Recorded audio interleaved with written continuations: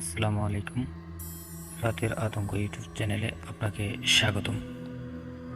আজ আবারও আপনাদের সামনে হাজির হয়েছি আরও একটি নতুন ভিডিও নিয়ে।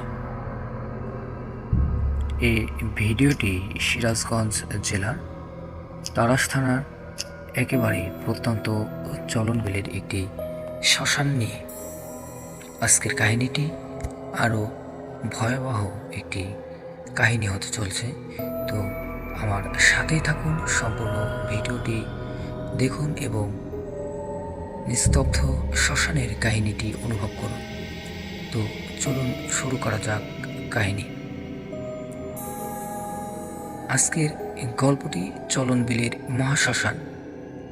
তারিখ 7 অক্টোবর 2022। দিনটি ছিল বৃহস্পতিবার। সময় রাত 10টা। স্থান সিরাজগঞ্জ তাড়াশ চলনবিলের পাশে পুরনো মহাশ্মশান।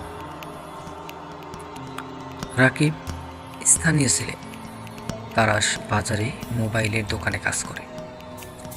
সেদিন রাতে দোকান বন্ধ করতে করতে একটু দেরি হয়ে যায়, কিন্তু রাকিবের বাড়ি ফিরতে হলে শর্টকাট রাস্তা হিসেবে শ্মশানের পাশ দিয়ে যেতে হয়।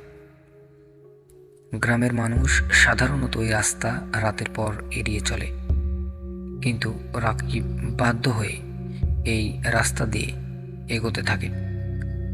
রাত তখন প্রায় 10টা কি 10:35 হবে। রাকিব দোকান বন্ধ করে সাইকেল নিয়ে শ্মশানের রাস্তা ধরে সামনে এগোতে থাকে। শুরুতে সবকিছু স্বাভাবিকই ছিল, দূরে ব্যাঙের ডাক, হালকা ঠান্ডা বাতাস। কিন্তু শ্মশানের মাঝামাঝি আসতেই সে খেয়াল করলো হঠাৎ চারপাশ একদম যেন চুপ হয়ে গেছে, এমনকি কোনো পোকামাকড়ের শব্দও নেই।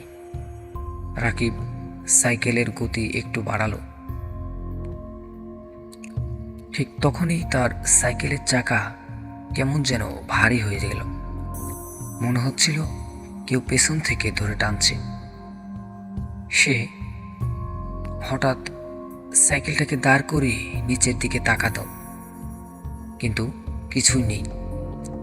আবার সাইকেলের উপরে উঠে প্যাডেল মারতে যাবে, তখন কানে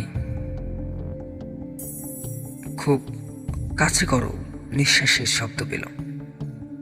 সে দ্রুত পিছনে তাকালো, কিন্তু কেউ ছিল না। এবার সত্যি ভয় পেয়ে যায় রাকিব। সে দ্রুত সাইকেল চালিয়ে বের হয়ে যায়। বাড়ি গিয়ে কাউকে কিছু বলেনি, কিন্তু পরের দিন সকালে তার জ্বর উঠেছে প্রায় 103 ডিগ্রি।